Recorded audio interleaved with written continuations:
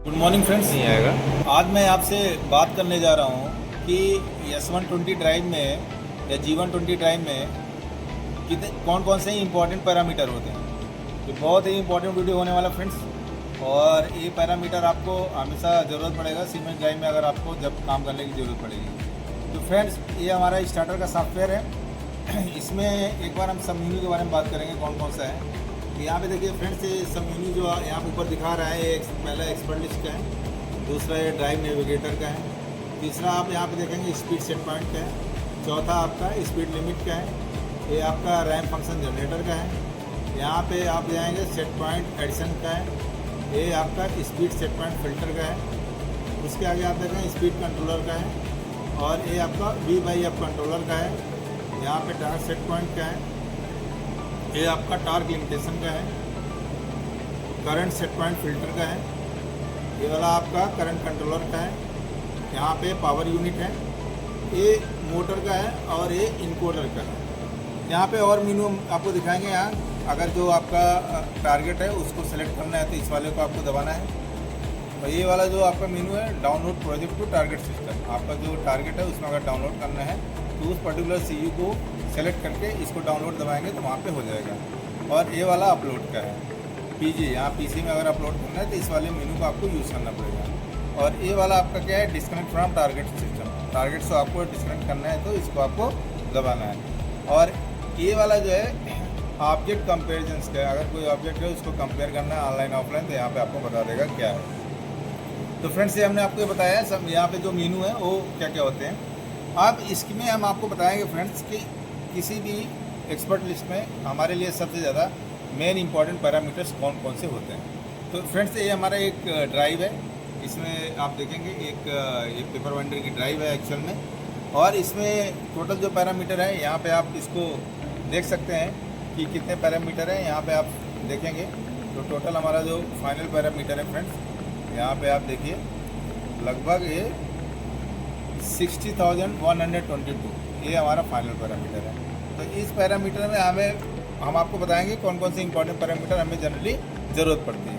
तो यहाँ पे हमने ऑलरेडी इसका इंपॉर्टेंट पैरामीटर यहाँ पे लिस्ट बना रखा है फ्रेंड्स। तो इसमें P10 जो पैरामीटर है, ड्राइव कमीशनिंग पैरामीटर फिल्टर है। तो इसमें फ्रेंड्स आप देखेंगे कि आपका ड्राइव रनिंग में ये रेडी बिट आना चाहिए, ये रेडी आता है। और अगर मान लीजिए आपको ड्राइव की कमीशनिंग करना है तो इसमें बहुत सारे यहाँ सिलेक्शन है, इसमें आपको जा करके आपको करना है, यहाँ पे आप सेलेक्ट करके इसको आप उस तरह से ड्राइव की कमीशनिंग कर सकते हैं। नॉर्मली रेडी है इसलिए हम इसको 0 सेलेक्ट किए हैं, ठीक है फ्रेंड्स। इनकोडर कमीशनिंग करना है तो इसमें जाना पड़ेगा, मोटर कमीशनिंग है तो यहाँ पे, क्विक कमीशनिंग में यहाँ पे जाना पड़ेगा। तो नॉर्मली हम 3-4 यहाँ पे सिलेक्शन की हमें ज़रूरत पड़ती है, ठीक है फ्रेंड्स। आगे हम दूसरा पैरामीटर बताएंगे। नॉर्मली ये 300 से जो हमारे पैरामीटर हैं, ये नॉर्मली मोटर के डिटेल होते हैं फ्रेंड्स, ठीक है। तो पहला वाला जो है P304 है, ये मोटर का जो रेटेड वोल्टेज है यहाँ पे आपको देखने को मिल जाएगा कि जैसे मोटर हमारी ये ड्राइव जो चल रही है 415 वोल्ट की ये ड्राइव है, मोटर जो है 415 का है। यहाँ पे सेकंड जो है 305 है, ये मोटर रेटेड मोटर करंट है, यहाँ पे देखिए मोटर करंट दिखाया हुआ है। सेम 306 जाएंगे तो number of motor connected in parallel, तो ड्राइव में कितनी मोटर कनेक्ट है वो पर्टिकुलर यहाँ पे बता रहा है। तो यहाँ पे जैसे आप देखिए एक ही कनेक्ट है, यहाँ पे एक का दिखाया हुआ है। उसके बाद 306 है मोटर का, ये number of motor connected in parallel हो गया friends. 307 rated motor power, motor का जो पावर है कितने किलोवाट का है, यहाँ पे आप देखिए मोटर 22 किलोवाट की है, यहाँ पे आपका वो डाला हुआ है। Same 308 rated motor power factor, motor का क्या पावर फैक्टर है वो इसी तरह से इसमें हम डाल सकते हैं। उसके बाद हम यहाँ पे दिखाएंगे आपको मोटर कितने फ्रिक्वेंसी में चलेगी। तो यहाँ पे आप देखिए 51 हर्ट्ज का डाला हुआ है, तो मोटर 51 हर्ट्ज पे मूव करेगी, ठीक है फ्रेंड्स।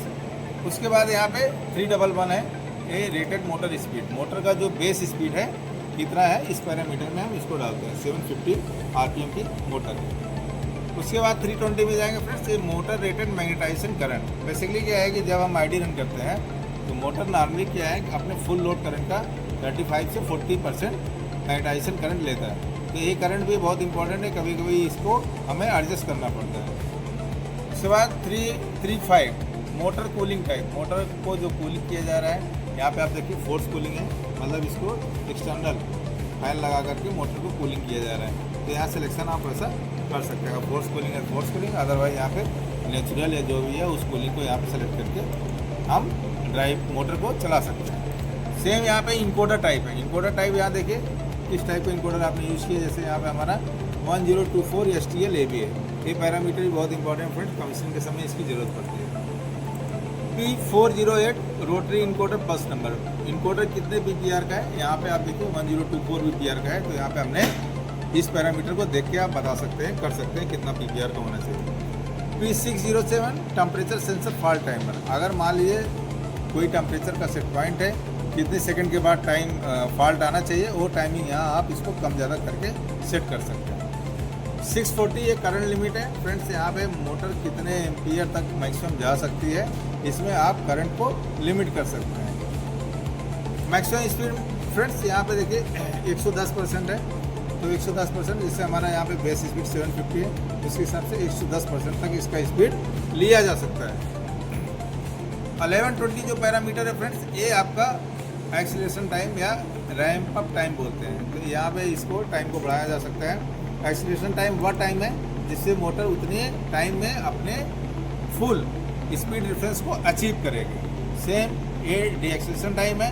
ये वह टाइम है फ्रेंड्स जिसमें मोटर उतने टाइम में अपने जीरो स्पीड को अचीव करेगी। यहाँ पे 10 सेकंड डाला हुआ है। उसके बाद यहाँ पे ऑटोमेटिक रिस्टार्ट मोड है। अगर हम इसको यहाँ पे ऑटोमेटिक स्टार्ट को इनेबल करेंगे फ्रेंड, तो क्या होगा, अगर कोई फॉल्ट आता है, कुछ आता है, या ड्राइव को हम पावर रिबूट करते हैं, तो ऑटोमेटिक ये रिस्टार्ट कंडीशन में रेडी हो जाएगी। उसके बाद P1300 है। ये आपका बताता है कि हमारा जो इनकोडर है, यहाँ सिलेक्शन हम चेंज कर सकते हैं। यहाँ पे देखिए speed with encoder, torque control encoder less, torque control with encoder, ये सारा है फ्रेंड्स। इसको हम जो है ज़रूरत के हिसाब से यहाँ पे हम सिलेक्शन चेंज किया जा सकता है। अगर इनकोडर फॉल्ट हो गया है तो ऐसे कैसे चलाना है, तो हमें यहाँ पे स्पीड कंट्रोल इनकोडर लेस को सेलेक्ट करना पड़ेगा। मेरा अभी इनकोडर में है, इसलिए हम इनकोडर में इसको सेलेक्ट कर देते हैं। उसके बाद यहाँ पे टार्क लिमिट का है फ्रेंड्स। ये पैरामीटर है 1520। 1520 जो पैरामीटर है, इसमें हम टार्क की लिमिट को कम ज़्यादा कर सकते हैं। जैसे 150% टार्क में इसको सेलेक्ट किया गया है फ्रेंड्स। उसके बाद है टार्क लिमिट लोअर का है। सेम उसी तरह से इसकी सेटिंग निगेटिव में किया हुआ है फ्रेंड्स। ठीक है, यहाँ पे आप देखिए निगेटिव में इसका सेटिंग किया हुआ है। प्लस में ये 150 है, निगेटिव भी 150 है।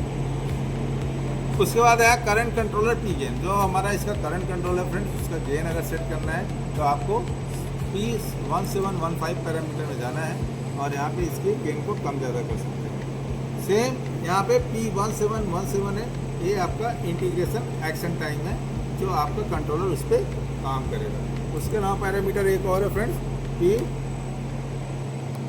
भी फ्रेंड्स क्या है कि आपका मोटर की स्पीड का जो रेफरेंस है, उसके हिसाब से ये आपका आरपीएम को यहाँ पे दर्शाता है कि मोटर कितने आरपीएम में चलेगी। ठीक है फ्रेंड्स, तो ये हमारा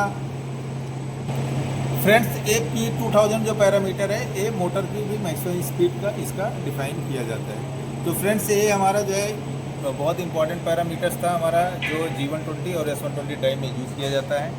फ्रेंड्स ये वीडियो आपको पसंद आया, कृपया लाइक करिए, सब्सक्राइब करिए और फॉलो करते रहिए। Thank you so much.